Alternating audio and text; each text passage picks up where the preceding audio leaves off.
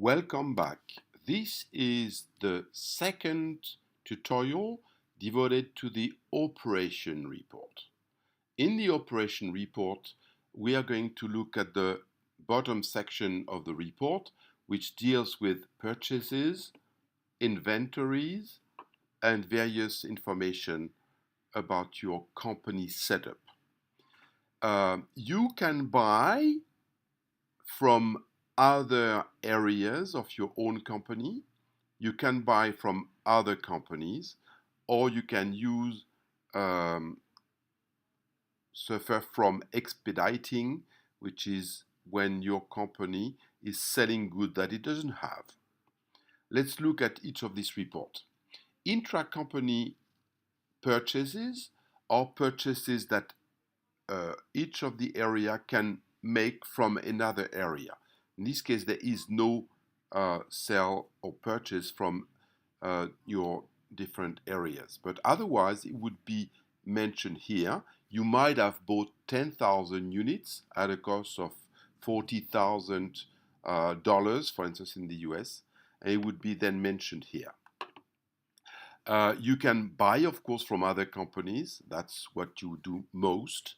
An example would be that this company has purchased 20,000 units for a cost of 640.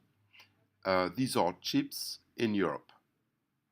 And then there is no expediting that it suffered from. Expediting, again, is if you have committed to sell products but you do not have these products, then Nippon will deliver the client. The client will be served, but you will be charged a penalty, and the number of product concerned will be reported in this section of the table. All of these, production, purchases, and sales, will be, let's say, have consequences on your ending inventory. At the end of the quarter, what do you have? This is what this section of the table will report. This company, for instance, has 20,000 chips X1 in the US. It has 17,490 Y1 in the Europe and 10,000 units of Y2 in Europe. This table is very important because what you can sell is only what you have in ending inventory plus what you have purchased by air in the following period. Then this line reports the number of plants that you have. So we know these guys have 2 chip plants in the US, and they have one PC plant in Europe. These plants are numbered. So they have plant 1 and 2, and in the US, and plant 1 only in Europe. Now, what does that mean? Really, they could have bought, let's say, 3 plants, but sold 1, and maybe they sold their number 1, so their 2 plants would be plant number 2 and 3.